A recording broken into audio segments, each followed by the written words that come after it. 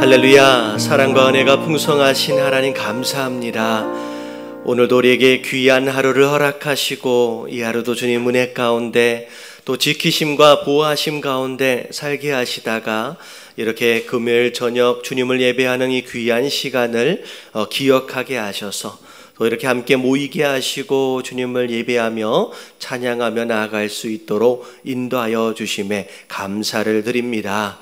하나님, 코로나로 인하여 이렇게 현장 예배에 참여하지 못한 자들, 또 방송으로 함께 예배를 참여하고 있는 또 이 시간 가운데도 주님 역사하여 주시어서 동일한 은혜와 축복을 허락하여 주시옵소서.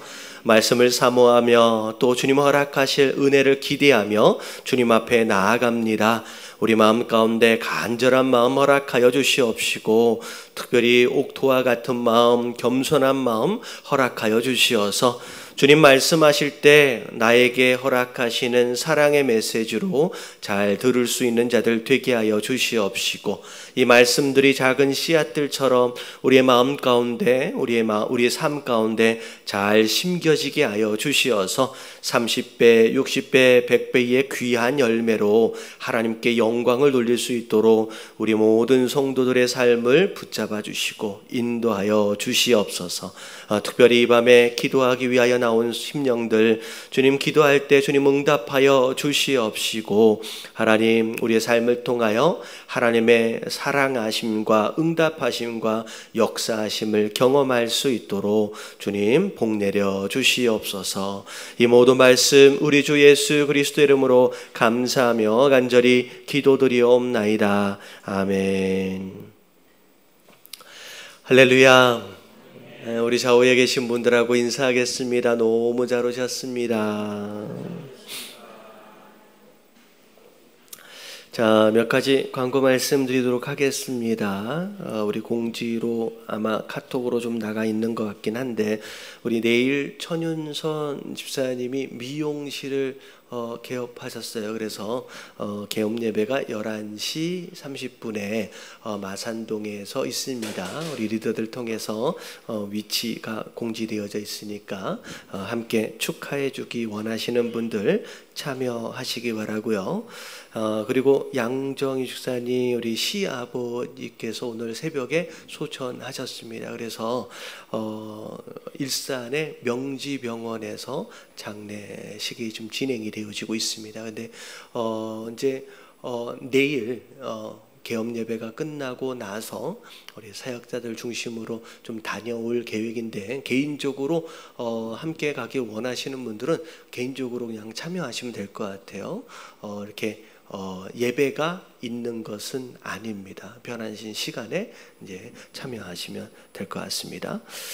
그리고 제가 들어올 때 못 봤는데 혹시 기도 제목 적는 카드 혹시 보신 적 있어요? 네, 그걸 이번 주 금요일서부터 카드를 만들어서 저 하나 한번 보여주실래요? 네, 네, 네.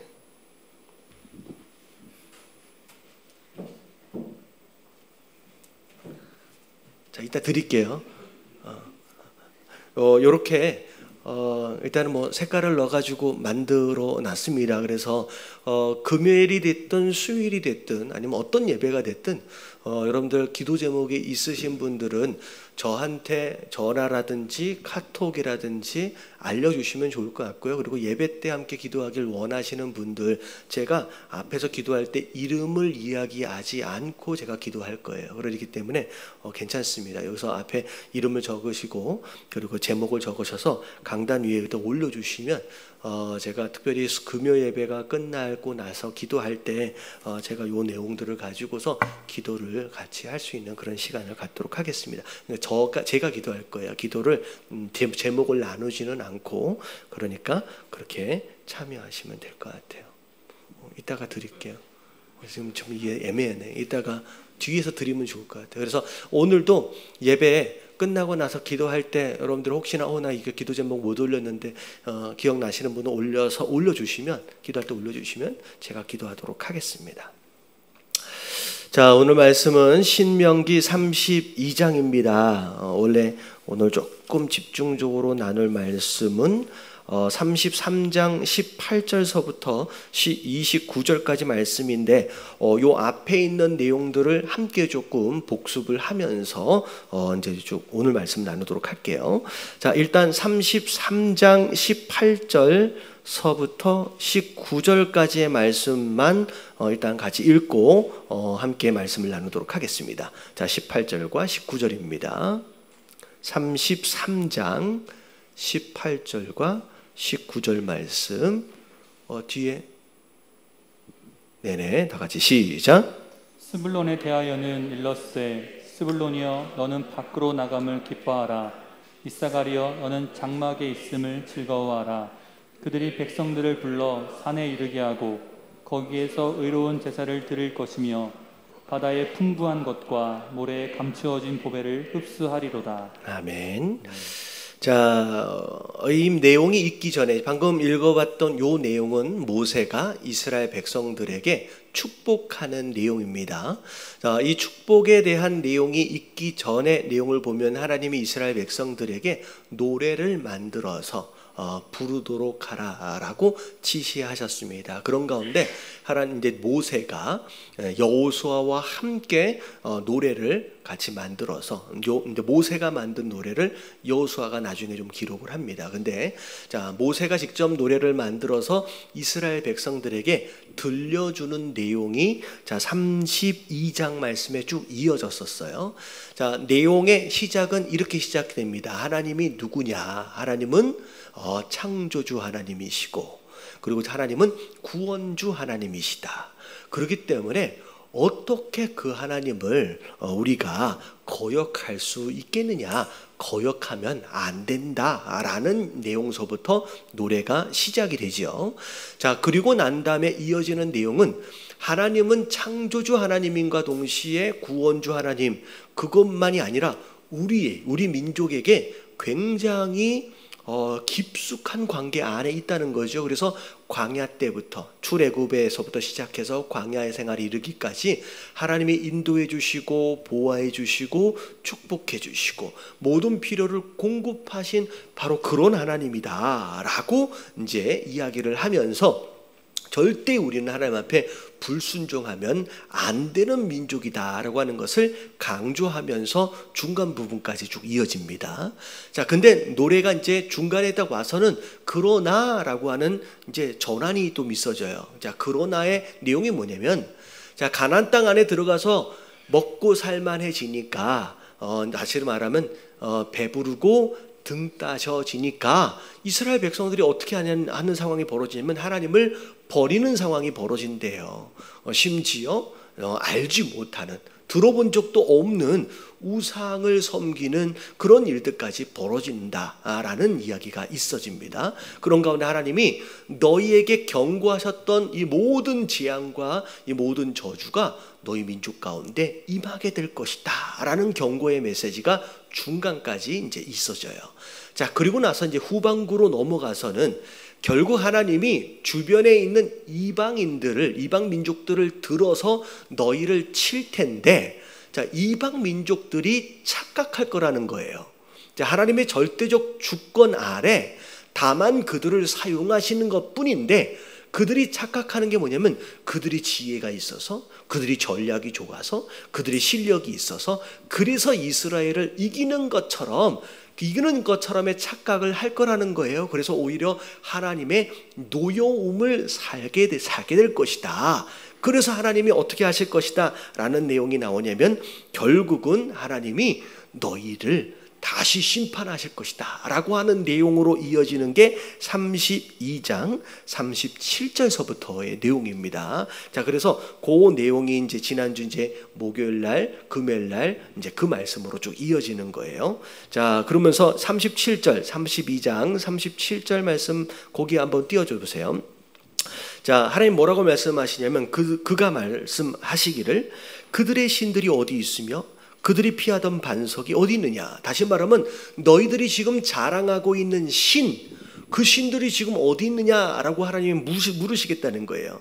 그들의 제물에 기름을 붓고 그들의 전제의 제물인 포도주를 마시던 자가 일어나 너희를 돕게 하고 너희를 위하여 피난처가 되게 하라. 다시 말하면 하나님보다 너희 신들이 강해서 이스라엘 백성들을 이긴 것이 아니라는 거예요. 다만 하나님이 이스라엘 백성들을 징계하시기 위해서 너희들에게 잠깐 내어준 것일 뿐이지 너희 신이 강해서도 아니고 힘이 있어서도 아니다라고 하는 것을 지금 경고하시는 거예요.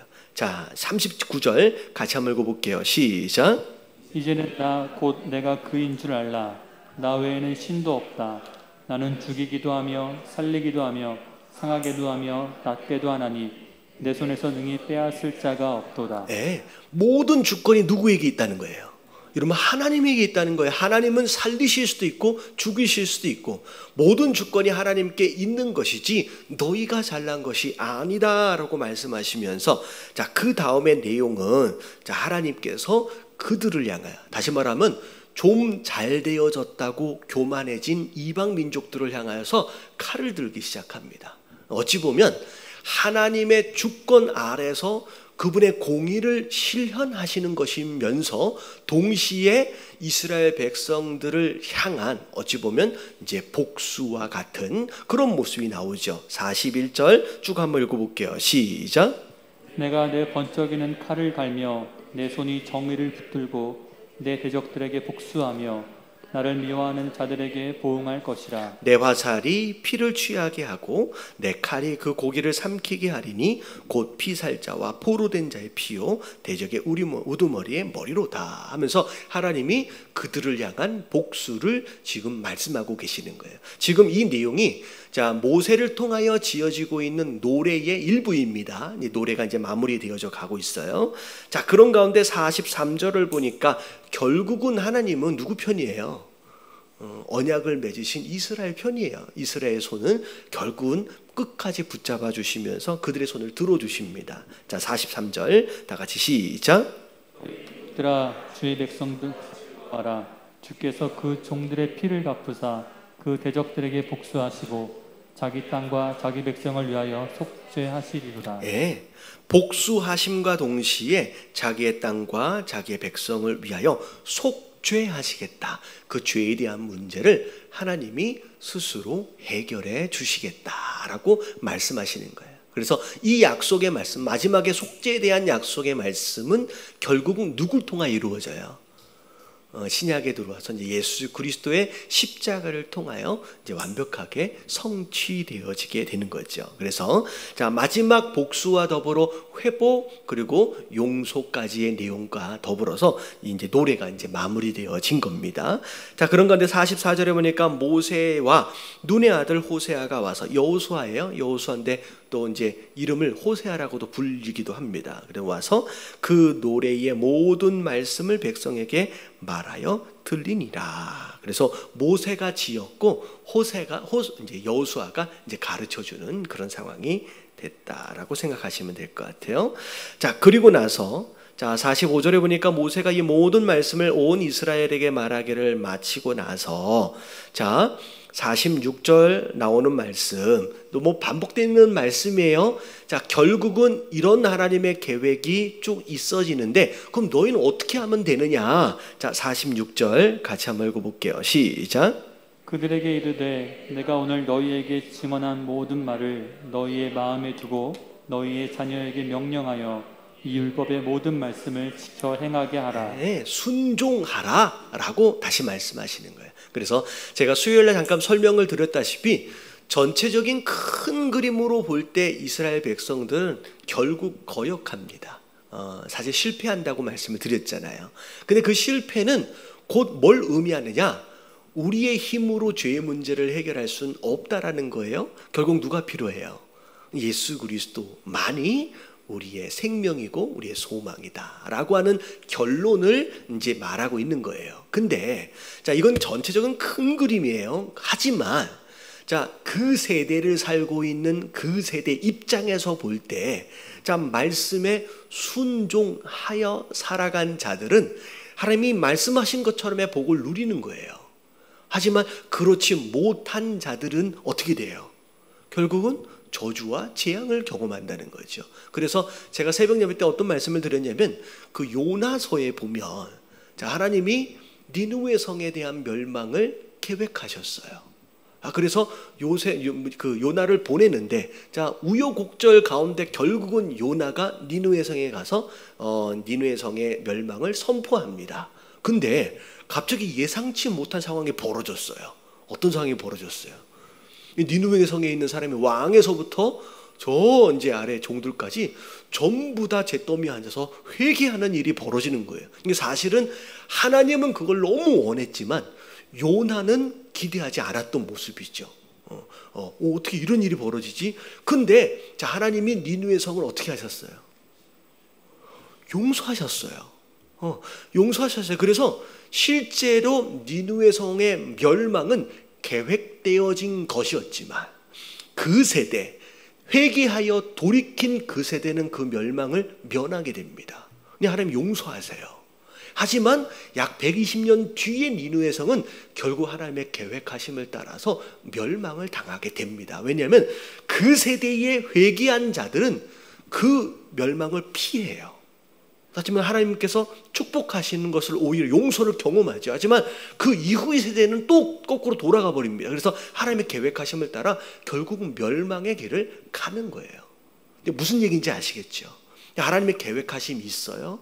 결국은 실패합니다. 하지만 오늘날을 살고 있는 우리 시대에 내가 만약에 회개하고 내가 돌이키고 내가 말씀에 순종하면 나는 어떻게 될 수 있어요? 우리 시대는 멸망을 명할 수 있어요. 복을 받을 수 있다는 거죠. 그러니까 그 장래의 결론이 어떻게 나든 상관이 없이 너희 세대에서는 뭐 하라는 거예요? 회개하고 돌이키고 말씀에 순종하라 라고 말씀하시는 거예요. 결국은 종말은 다가오고 있어요. 심판의 때는 다가오고 있어요. 하지만 그거는 하나님의 전체 큰 그림 안에서의 계획입니다. 그냥 우리는 그것이니까 어차피 멸망하니까 우리는 그냥 아무렇게나 살아도 되지가 아니라 우리가 살고 있는 이 하루 이 시대를 여러분 거룩하게 살아내심으로 말미암아 약속하신 축복을 누리시는 저와 여러분들 되시길 주님의 이름으로 축원합니다. 그래서 너희들은 순종하라는 거예요. 그걸 가르치라라고 명령하시는 거예요. 자, 그것이 너의 살 방법이래요. 47절이니까 그게 너의 생명이고 그것이 너희가 차지할 그 땅에서 장구하게 될 수 있는 이제 비결이다라고 하나님 말씀하고 계십니다. 자, 그리고 나서 49절, 자 48절에 보니까 따로 하나님이 여호수아 빼고 모세만 산으로 부르십니다. 자, 49절 같이 한번 읽어볼게요. 시작. 너는 여리고 맞은편 모압 땅에 있는 아비람에 올라가 느보산에 이르러 내가 이스라엘 자손에게 기업으로 주는 가나안 땅을 바라보라. 그 아바림 산에 올라가 느보산에 이르러 이렇게 표현하는 것은 우리가 이제 어떻게 생각하시면 되냐면요. 산들이 이름들이 많이 나와요. 근데 자, 우리 한국에도 산이 있고 그리고 첫 번째 산맥이 있잖아요. 뭐 태백산맥, 소백산맥. 그래서 산맥이 있고요. 그리고 산맥 안에 산들이 달라요. 산들의 이름이 따로 또 있어요.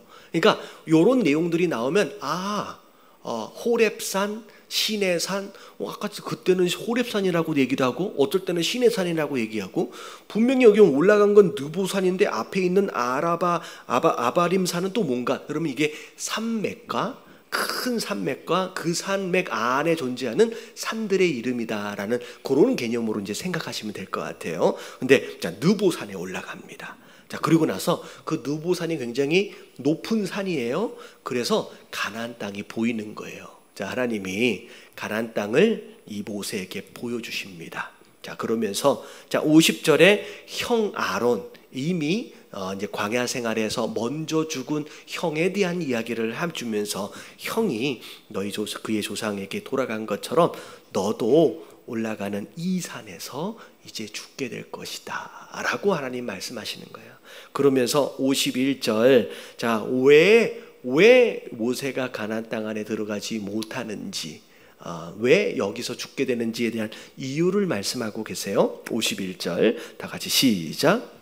이는 너희가 신광야 가데스의 무리바 물가에서 이스라엘 자손 중 내게 범죄하여 내 거룩함을 이스라엘 자손 중에서 나타내지 아니한 까닭이라. 예, 사실은 40년 동안의 광야 생활은 모세에게 있어서 굉장히 어려운 삶이었습니다.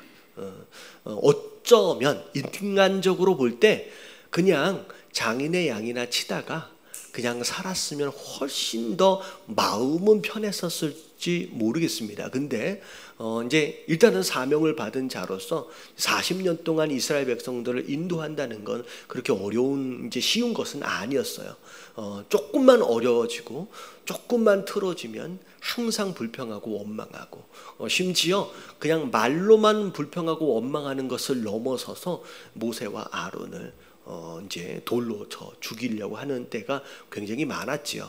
그런 가운데 모세와 아론이 이제 그 위기와 그런 여러 가지 상황들을 다 견뎌왔어요. 근데 하도 속을 새겨서 이제 모세도 사실 이제 인간적인 표현입니다만 이제 성깔이 좀 있잖아요. 무슨 얘기인지 아시죠? 여러분 모세가 호락호락한 사람이 아닙니다. 그냥 노긋노긋한 사람이 아니에요. 아시다시피 40세에 힘 좋을 때는요 누군가를 한 사람 때렸더니 어떻게 돼버렸어요? 죽어버렸어요. 얼마나 강력한 힘을 가지고 있는지 뭐 하나 때렸는데 그냥 죽어버렸어요. 어떻게 보면 성격도 있고 나름 힘도 있고 근데 나이 80 돼서 많이 죽었죠. 많이 성격도 죽고. 근데 그래도 원래 사람이 본성이 잘 안 바뀐다고 나름 혈기가 있는 사람이에요. 근데 모세가 이제 물이 없는 상황 가운데서 불평하는 이스라엘 백성들을 향하여서 화를 냈어요. 그래서 바위를 향하여 명령하라고 말씀하셨는데 이 바위를 2번이나 지팡이로 때리면서 우리가 너희에게 물을 내리라 하면서 이제 하나님의 어떤 거룩함을 리더 되어진 자로서 훼손시킵니다. 근데 어떻게 보면 불평하고 원망하는 이스라엘 백성들의 죄에 비하면 어떻게 보면 별것이 아닌 것 같은데 하나님이 모세의 그것을 굉장히 크게 여기셔서 오히려 그것으로 인하여서 너는 가나안 땅까지는 못 들어간다라고 이제 이 실수를 지금 말씀하고 계시는 거예요. 자, 52절 같이 한번 읽어볼게요. 시작. 내가 비록 내가 이스라엘 자손에게 주는 땅을 맞은편에서 바라보기는 하려니와 그리로 들어가지는 못하리라 하시니라. 네, 뭐 안 보는 게 차라리 나설지는 모르겠지만 하나님이 보여주시기만 하고 어찌 보면 이런 거예요. 그동안 고생한 거 너는 누리지 못하지만 네가 이렇게까지 끌고 왔던 이 백성들은 너로 인하여 이제 누리게 되는 거죠. 그러니까 어떻게 보면 사역의 마지막 열매 나는 누리지 못하지만 너를 통하여 누리게 될 백성들을 위해서 높은 산에서 가나안 땅을 보여주시는 그런 장면이 나옵니다. 자, 이 상황이 됐어요. 이제 결국은 아무리 모세가 원했지만 어떻게 보면 중간에 기도도 했을 것 같아요. 그랬지만 하나님이 거절하셨어요. 결국은 못 들어가는 거예요. 그리고 심지어 나이 120세에 이제 산에 올라가서 이제 어떻게 하면 돼요? 이제 죽구로 올라가는 상황이에요. 이제 끝나는 거예요. 자, 이 상황 어찌 보면 누구 때문에 그런 거예요? 사실 이유가 이스라엘 백성 하도 속색여가지고 그럴 것 같아요. 근데 여러분 이 말씀이 있고 나서 자 신명기 33장으로 넘어와서는 뭐가 시작되냐면 자 1절 한번 읽어볼게요. 다 같이 시작. 하나님의 사람 모세가 죽기 전에 이스라엘 자손을 위하여 축복함이 이러하니라. 네, 어찌 보면 이제 하나님하고 이제 그 얘기를 듣고 나와가지고 화가 날 수도 있을 것 같아요. 누구 때문에 못 들어가는 거예요? 너희들 때문에 내가 못 들어간다. 너희들 때문에 내가 못 들어가고 심지어 나는 어떻게 된다는 거야? 내가 곧 나 산에 올라가서 죽는다. 굉장히 화가 날 것 같기도 한데 참 모세가 어찌 보면 참 괜찮은 사람이에요. 어떻게 보면 120년 동안 하나님과 동행하면서 하나님의 마음을 많이 알고 닮아간 사람. 어찌 보면 나이 이제 죽기 바로 직전에 이 모습을 보니까 참 많이 성숙해졌고 많이 하나님을 닮아간 모습으로 성장했구나라고 하는 것을 엿볼 수 있는 대목입니다. 충분히 원망할 수 있고 충분히 화낼 수도 있었으려니와 어찌 보면 내려와서 하는 얘기가 마지막 떠나기 전에 이 백성들을 향하여 축복하는 내용으로 이 신명기가 마무리되어져 가는 것을 보면서 너무 아름다운 것 같아요. 우리가 그런 것 같아요. 항상 되어져 가는 일들, 누구 때문에 어떤 일들이 벌어질 수 있지만 우리가 누구 때문이다라고 항상 어떤 문제의 원인을 남에게 돌리는 사람일수록 어찌 보면 그 사람은 불행한 사람일 것 같아요. 모세의 이런 모습을 보면서 남에게 원망하거나 어떤 핑계하거나 어떤 원인을 돌리기보다는 오히려 이제 받아들이고 하나님의 역사하심을 이제 계획하심을 받아들이는 가운데 그들을 축복할 수 있는 성숙한 사람들이 되어질 수 있는 저와 여러분들 되시길 주님의 이름으로 축원합니다. 자, 그런 가운데 자 이제 축복을 하는데 자 2절을 보니까 그가 일렀을 때 여호와께서 2절 읽어볼게요. 시작. 그가 일렀을 때 여호와께서 시내산에서 오시고 세일산에서 일어나시고 바란산에서 비추시고 1만 성도 가운데서 강림하셨고 그의 오른손에는 그들을 위해 번쩍이는 불이 있더라. 예, 하나님이 여러 산들을 거쳐 오시면서 강력하게 이스라엘 백성들에게 역사하셨던 그런 모습들을 굉장히 상징적으로 이제 설명을 하고 있는 거예요. 여호와께서 백성을 사랑하시나니 모든 성도가 그의 수중에서 주의 발 아래 안에 앉아서 주의 말씀을 받는도다. 모세가 우리에게 율법을 명령하였으니 곧 야곱의 총회의 기업이로다 하면서 야곱의 총회, 사실은 이스라엘이 야곱의 이름이거든요. 그 야곱의 모든 총회 12지파 그 지파의 어떤 그런 개념을 가지고 그들을 다 모아놓고 한 사람씩 한 지파씩 축복하는 내용이 나와요. 자 5절에 보니까 여술은 우리 앞에 함께 봤었죠. 무슨 뜻이에요? 의로운 자. 어떻게 보면 이제 이스라엘을 부를 때 이렇게 굉장히 명예로운 이름처럼 호처럼 붙여지는 어떤 그런 이름이라고 생각하시면 될 것 같아요. 여수론의 왕이 있었으니 곧 백성의 수령이 모이고 이스라엘 모든 지파가 함께한 때이로다 하고 여수론의 왕은 하나님을 의미합니다. 하나님 앞에 다 모여져서 모세가 이제 이들을 축복하는 거예요. 자 6절서부터 쭉 나오는 내용들이 이스라엘 지파 이름들이 쭉 나옵니다. 뭐 쭉 읽어 내려가면 이런 축복이 있구나라고 이제 예상할 수 있는 그런 내용들이에요. 자, 첫 번째 루벤입니다. 6절 다 같이 시작.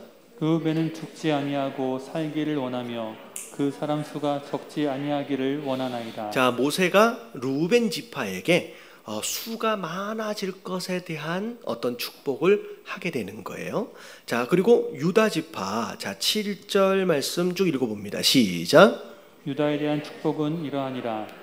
일렀을 때 여호와여 유다의 음성을 들으시고 그의 백성에게로 인도하시오며 그의 손으로 자기를 위하여 싸우게 하시고 주께서 도우사 그가 그 대적을 치게 하시기를 원하나이다. 네, 특별히 유다 지파 같은 경우에는 자기를 위하여 싸우게 하시고 또 대적을 치게 하신다라고 하는 어떤 승리에 대한 약속, 그런 축복을 유다 지파에게 지금 하게 되죠.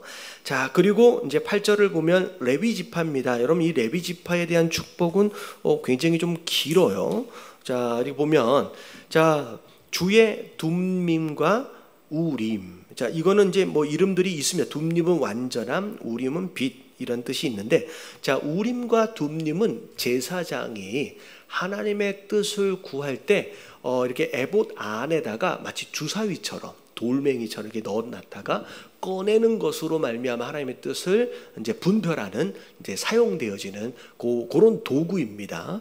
그래서 자, 특별히 레위 지파에게는 하나님의 뜻을 구할 수 있는 우림과 둠림의 권세를 주시는 거예요. 레위 지파에게는. 그리고 자 그를 말사에서 시험하시고 무리와 물가에서 그와 다투셨도다 쭉 나오면서 9절에 볼게요. 다 같이 시작.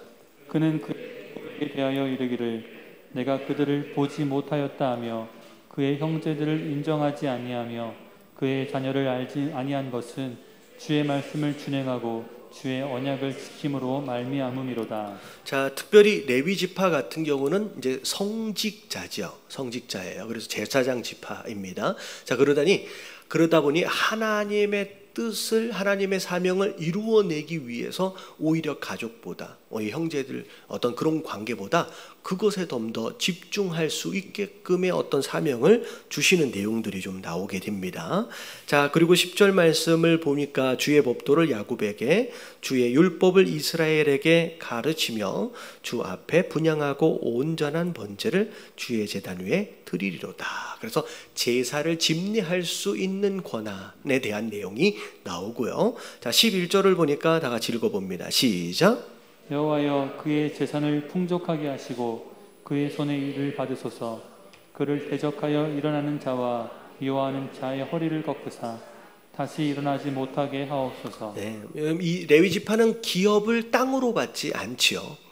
그래서 사실은 흩어져 살면서 제사를 집례하고 말씀을 가르치는 그런 업무, 그런 사명을 감당하게 됩니다. 자, 하지만 땅이 없다고 해서 가난하게 살지 않는 거예요. 오히려 10분의 1에 대한 내용을 레위 지파에게 허락하심으로 말미암아 오히려 더 풍족하게 살 수 있게끔, 그리고 어떻게 보면 군사로도 참여하지 않습니다. 군사로도 참여하지 않아요. 그래서 군사가 아니기 때문에, 하지만 오히려 더 그들에게 영적 권위를 허락하셔서 대적하는 자들의 허리를 꺾겠다라고 그들을 채워주시고 보호하실 것에 대한 약속이 레위 지파에 대한 내용으로 나옵니다. 이 레위 지파는 의외로 다른 지파에 비해서 굉장히 이제 축복의 양이 좀 많네요. 자, 12절을 볼게요. 그 다음에 베냐민 지파. 자, 여기가 지금 네 번째 지파예요. 여러분들 숫자를 세어가시면 좋을 것 같아요. 루벤이 첫 번째였고요. 두 번째가 유다 지파예요. 레위 지파가 세 번째였어요. 자, 네 번째가 이제 베냐민 지파입니다. 이제 제일 막내였어요. 사실은 야곱의 막내. 자, 12절 같이 한번 읽어볼게요. 시작. 베냐민에 대하여는 일렀으되 여호와의 사랑을 입은 자는 그 곁에 안전히 살리로다. 여호와께서 그를 날이 마치도록 보호하시고 그를 자기 어깨 사이에 있게 하시리로다. 네, 아마도 그 형제들이 좀 많은 집안에서 보면 막내는 항상 귀여움을 받았던 것 같아요. 항상 귀여움을 받습니다. 좀 뭘 못해도 오히려 형이 혼나지, 이제 막내는 좀 이게 보듬어지는 어떤 그런 모습이 없잖아 있죠. 그래서 베냐민 같은 경우는 사랑받는 자, 어떻게 보면 보살핌을 받는 막내로서의 어떤 비슷한 어떤 축복이 이제 축복이 있게 되죠. 자, 이게 네 번째였어요. 자, 다섯 번째는 요셉으로 넘어갑니다. 자, 13절 같이 한번 읽어볼게요. 다 같이 시작. 요셉에 대하여는 일렀으되 원하건대 그 땅이 여호와께 복을 받아 하늘의 보물인 이슬과 땅 아래에 저장한 물과, 예, 자, 더 읽어볼게요. 14절 시작. 태양이 결실하게 하는 선물과 태음이 자라나게 하는 선물과. 자, 더 16절까지 읽어봅니다. 시작. 일산의 좋은 산물과 영원한 작은 언덕의 선물과 땅의 선물과 거기 충만한 것과 가시떨기 나무 가운데에 계시던 이의 은혜로 말미암아 복이 요셉의 머리에 그 형제 중 구별한 자의 정수리에 임할지로다. 네, 요셉에 대한 축복은 굉장히 추상적이면서 굉장히 화려합니다. 막 태양도 나오고 뭐 이렇게 별의별 게 다 나와요. 자, 사실 요셉 지파는 없지요. 요셉을 지파라고 부르지 않습니다. 자, 왜냐하면 이 야곱의 이스라엘의 12형제들이 이 애굽 안으로 들어갈 때 야곱이 죽기 전에 축복을 하는 대목에서 모든 12명의 형제들을 다 부르는 가운데 특별히 요셉은 요셉의 자녀 에브라임과 므낫세를 따로 불러요. 그래서 요셉 지파가 아닌 그 작은, 어떻게 보면 큰 아버지, 작은 아버지 계열로 승격이 되어져서 그 요셉의 아들이었던 에브라임과 므낫세가 동일하게 한 지파씩을 이어받게 되는 거죠. 그래서 이스라엘이 볼 때 요셉 지파가 없어지고 요셉이 둘로 나눠지면서 에브라임과 므낫세 지파, 그래서 레위 지파까지를 다 합하면 어떻게 되냐면 13개의 지파가 되지요. 그래서 애굽 안에 들어갔을 때의 굉장히 큰 어떤 역할을 감당했던 자가 요셉이었고요. 그리고 그것에 대한 영향으로 인하여서 요셉에 대한 축복을 특별히 이제 하고 있는 가운데, 자 17절에 보니까 에브라임하고 므낫세에 대한 지파를 따로 나누어서 또 축복을 하는 내용이 나옵니다. 자, 그는 첫 추송아지 같이 위엄이 있으니 그 뿔이 들소의 뿔 같고 이것은 민족들을 받아 땅끝까지 이르리니 곧 에브라임 자손은 만만이요 므낫세 자손은 천천히로다 라고 하면서 에브라임과 므낫세 지파가 이렇게 좀 나눠지게 돼요. 자, 그래서 여기까지를 보면 자 요셉이 5번째로 축복을 받은 지파면서 자 에브라임이 5-1, 므낫세가 5-2가 됩니다. 그래서 여기까지가 5지파. 어떻게 보면 이제 에브라임 므낫세를 나누면 이제 6지파까지 이제 축복을 받게 되는 거죠. 자, 그리고 나서 이제 오늘 말씀 이제 들어와서 자 18절에 보니까 이제 스불론 지파가 나옵니다. 자, 여기서부터는 우리가 조금 익숙하지 않는 지파들의 좀 이름일 것 같지만 나름 이제 축복을 받는데, 자 18절 한번 읽어볼게요. 다 같이 시작.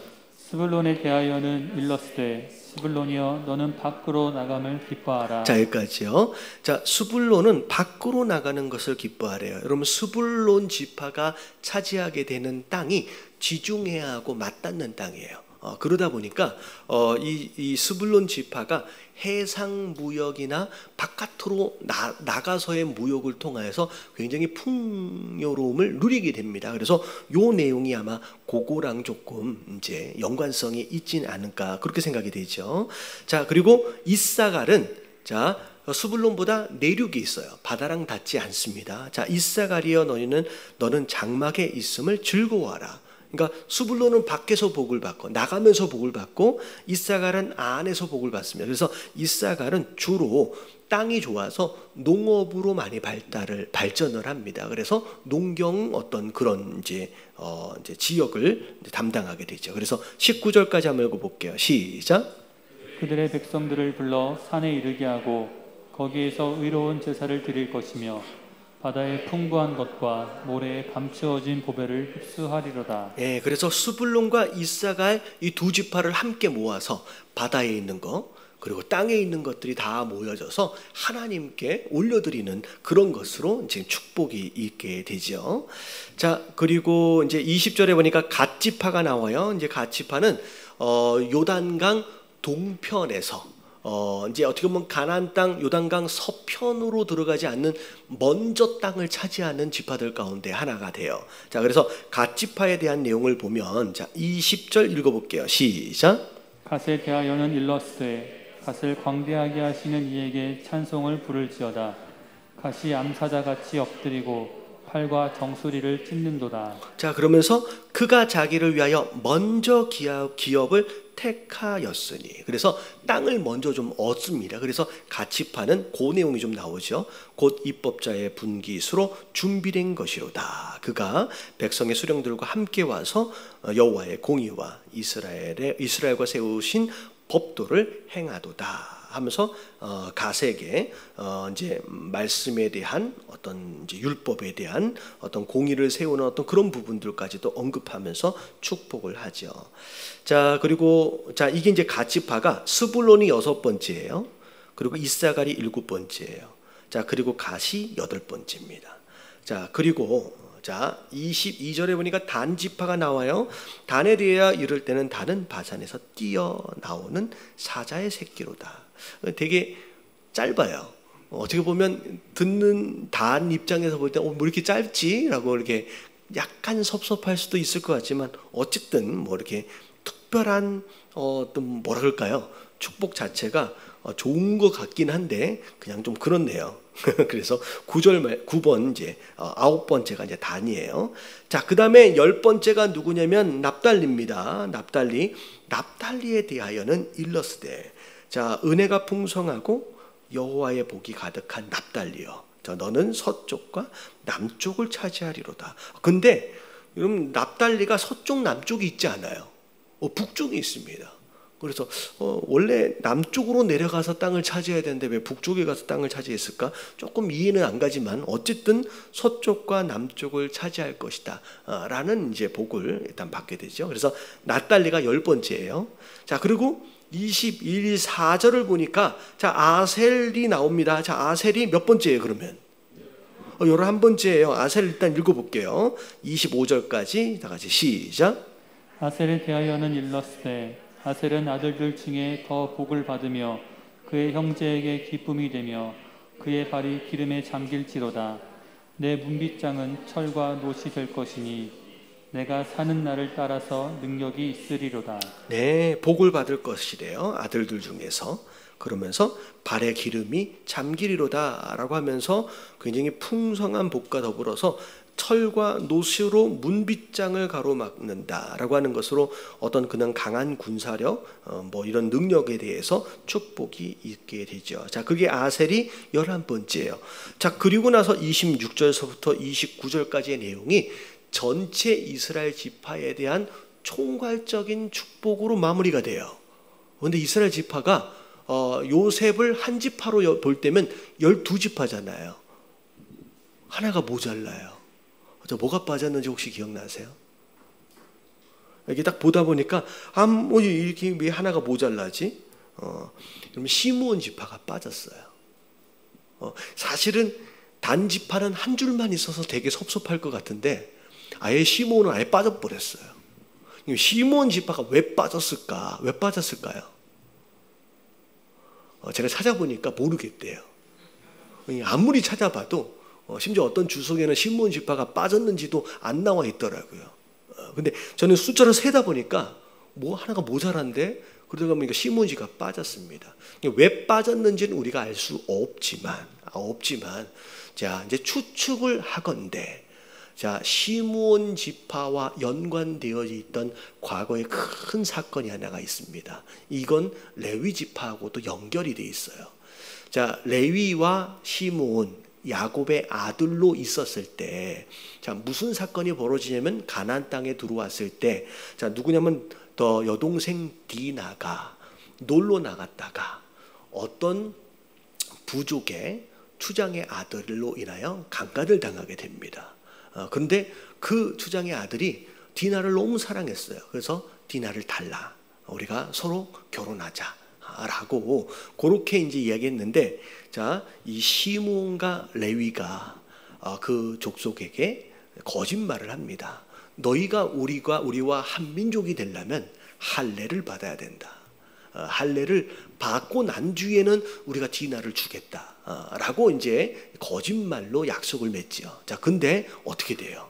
그들이 정말로 디나를 사랑했나 봐요. 그래서 그 족속들 남자들이 전부 다 이제 할례를 받고 난 뒤에, 자, 어떻게 돼요? 할례를 받으면 남자는 며칠 움직일 수가 없잖아요. 그 틈을 타서 시므온과 레위가 그 지파를 전부 다 남자를 다 죽여버려요. 대학살을 하게 됩니다. 자, 그 상황 사실은 디나가 겁탈을 당한 것으로 인한 복수였지만 야곱 입장에서 볼 때는 굉장히 큰 사건이에요. 왜냐하면 가나안 땅 안에 그냥 야곱은 아주 작은 집안에 불과해요. 별것이 아닌 집안이에요. 근데 이 가나안 땅 주변에 많은 족속들이 살고 있는데 어떤 한 족속을 아예 씨를 말려버렸거든요. 그러면 다른 족속들이 만약에 그 얘기를 듣고 야곱 집안을 치기 위해서 공격해 온다라고 한다면 야곱이 얼마나 겁나겠어요. 그러니까 야곱이 이 시므온과 레위를 향하여서 저주를 하는 내용이 나옵니다. 나중에 이제 축복을 할 때 이 시므온과 레위를 향해서 저주하는데 그 저주의 내용이 두 가지였어요. 자, 하나는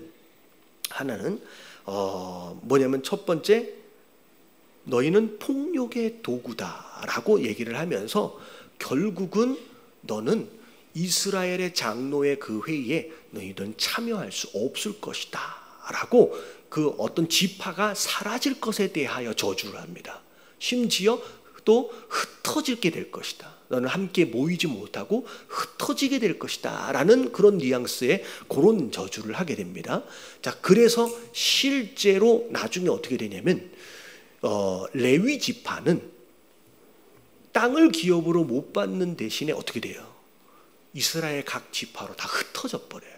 그러니까 레위 지파는 함께 지파를 이루면서 살지 못하고 흩어져서 살아요. 근데 흩어져서 살게 되어지는 것이 어찌 보면 나중에 사명을 감당하는, 흩어져서 율법을 가르치고 랍비로서 제사를 집례하는 어떤 그런 쪽으로 이제 사용을 받게 되죠. 근데 시므온은 어떻게 되면 유다 지파하고 합쳐져 버려요. 흡수가 되어서 아예 지파 자체가 없어져 버립니다. 근데 오늘도 마찬가지로 보면 분명히 시므온은 아예 축복을 못 받아요. 근데 레위 지파는 앞에 보면 굉장히 길게 축복을 받잖아요. 근데 같이 저주를 받았는데 왜 시므온은 완전히 흡수가 돼버리고 사라져버리고 이렇게 돼버리고 오히려 레위 지파는 오히려 흩어지긴 했지만 사명을 받으면서 저 축복을 더 받느냐? 어떤 사건이 있었냐면 시내산에서 모세가 율법을 가지고 내려올 때 이스라엘 백성들이 뭐 하고 있었어요? 금송아지를 섬긴 것으로 말미암아 이제 하나님의 징계가 임하게 되죠. 그랬을 때 모세가 어떻게 했냐면 내 곁에 나와 함께할 자는 내 곁에 서라라고 했을 때 그 12지파 가운데 딱 한 지파만 모세 곁에 딱 씁니다. 그게 누구 지파예요? 그게 레위 지파예요. 그래서 레위 지파가 그들의 형제들에 대한 심판의 몫을 담당하면서 비록 시므온과 레위 이 둘 다 약간 살인이나 폭력성이 좀 있어요. 이 지파 자체에. 근데 오히려 하나님이 징계하는 도구로 레위 지파가 쓰임을 받아요. 근데 그때 상황으로 인하여서 레위 지파가 비록 저주를 받았지만 회복할 수 있는 기회를 얻게 되는 거예요.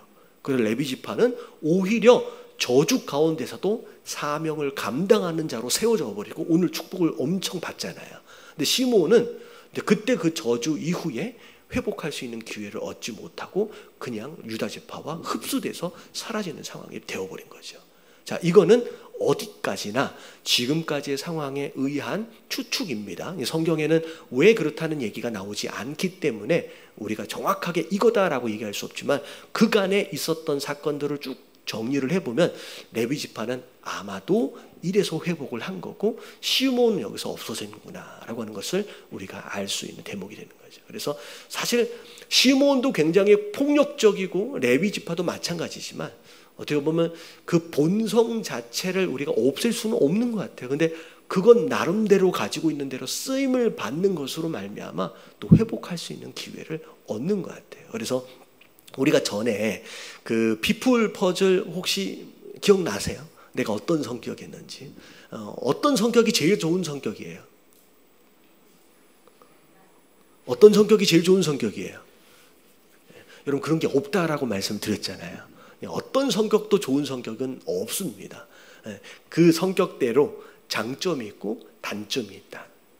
어찌 보면 이 성격은 내가 좀 없었으면 좋겠는데 근데 여러분 이 성격 안에서 여러분 하나님께서 사용하시는 어떤 그런 부분들로 잘 활용만 되어질 수 있다라고 한다면 여러분 다 유익할 수 있다라는 거죠. 그래서 하나님이 또 이제 레위를 그렇게 이제 들어서 사용하시는 모습들을 우리가 보게 되는 거죠. 그리고 나서 26절서부터를 보면 이제 전체 여수론이라고 해서 이스라엘 전체를 향한 축복이 쭉 이어지는데 쭉 한번 읽어볼게요. 다 같이 시작. 여수론이여 하나님 같은 이가 없도다. 그가 너를 도우시려고 하늘을 타고 궁창에서 위엄을 나타내시는도다.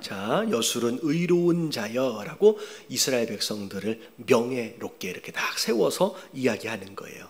하나님이 너를 도우시려고 하늘을 타고 궁창에서 위엄을 나타내시는도다. 27절 시작. 영원하신 하나님이 내 처소가 되시니 그의 영원하신 팔이 내 아래에 있도다. 그가 내 앞에서 대적을 쫓으시며 멸하라 하시도다. 하나님이 이스라엘의 처소가 되신대요. 처소다라고 하는 것은 그 안에서의 안식과 보호를 이야기하는 거죠. 그리고 모든 대적들을 하나님이 쫓아내 주신대요. 28절 시작. 이스라엘이 안전히 거하며 야곱의 샘은 곡식과 새 포도주의 땅에 홀로 있나니 곧 그의 하늘이 이슬을 내리는 곳에 있도다. 하나님께서 이스라엘이 안전히 거하시며 야곱의 샘, 곡식과 그 새 포도주와 땅에 홀로 있나니 곧 그의 하늘이 이슬을 내리신 곳에 있더라. 자, 하나님이 필요한 모든 것들을 공급하시고 그 가운데 하나님께서 이슬과 어떤 그런 이제 필요한 것들을 하나님께서 역사하신다는 거죠. 그런 다음에 자, 29절이 좀 중요해요. 자, 다 같이 한번 읽어봅니다. 시작. 이스라엘이여 너는 행복한 사람이로다. 여호와의 구원을 너같이 얻은 백성이 누구냐. 그는 너를 돕는 방패시오 내 영광의 칼이시로다. 내 대적이 내게 복종하리니 내가 그들의 높은 곳을 밟으리로다. 네. 자, 이스라엘이여 너는 행복한 사람이로다. 앞으로 행복할 거라는 거예요? 아니면 이미 행복한 거예요? 그럼 이미 행복한 거예요. 다시 말하면 여러분 행복해지길 원한다라는 말보다 사실 우리는 이미 행복한 사람인 줄로 믿습니다. 여러분 행복이라는 것은 이미 복을 받은 사람이라는 거예요. 이미 복을 받은 사람. 이유가 뭐예요? 이 행복한 이유가 뭐냐면 하나님이 자 여호와의 구원이 너같이 얻은 백성이 누구냐라는 거예요. 다시 말하면 구원을 얻었다라고 하는 것만으로도 여러분 우리는 이미 행복한 사람이라는 거예요.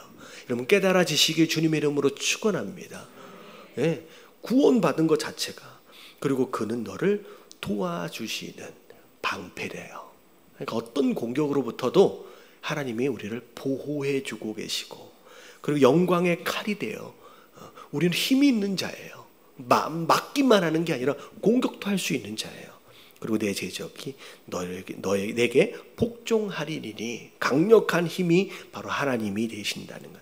내가 그들의 높은 곳을 밟으리로다 라고 말씀하시면서 하나님이 이스라엘 백성이 행복한 가장 근본적인 이유가 된다라고 말씀하고 계시는 거예요.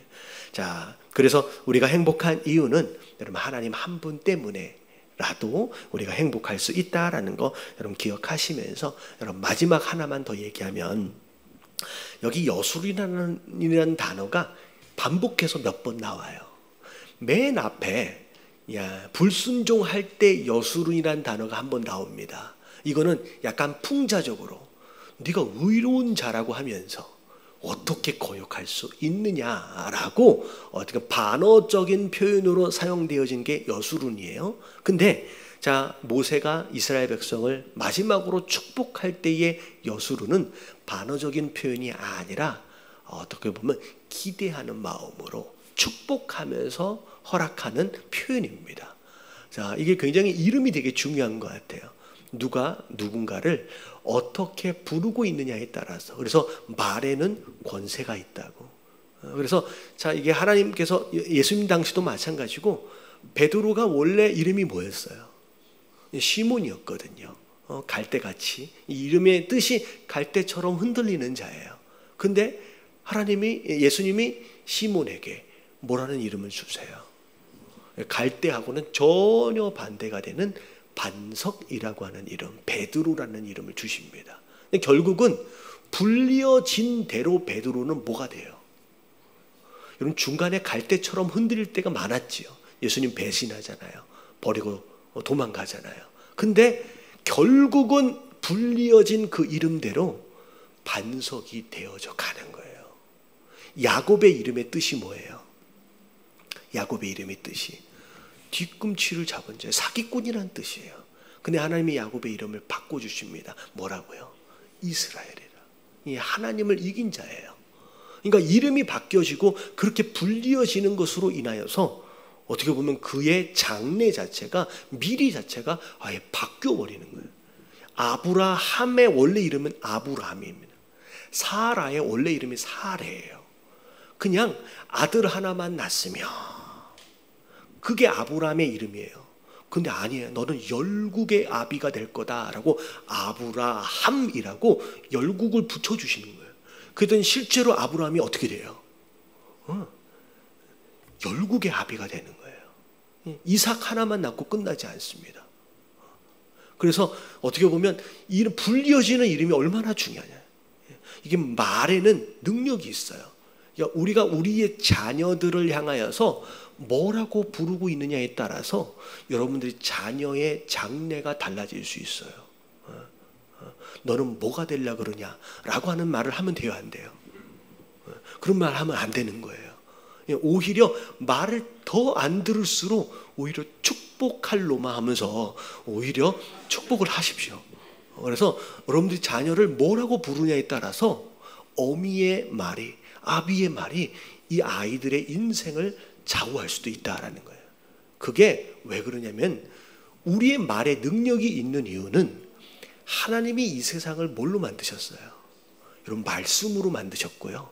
자, 우리는 누굴 닮은 자예요?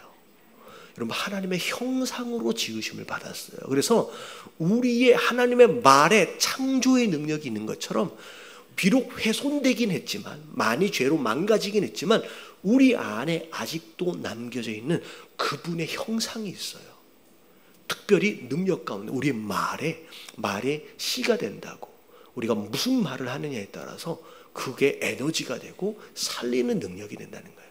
그래서 부부끼리도 마찬가지고 가정 안에서 이야기를 잘 많이 나누는 상대일수록 여러분 축복하시면서 오히려 이 여수론처럼 복을 선포하시는 그런 가정, 그런 언어 생활 되어지시게 주님의 이름으로 축원합니다. 예.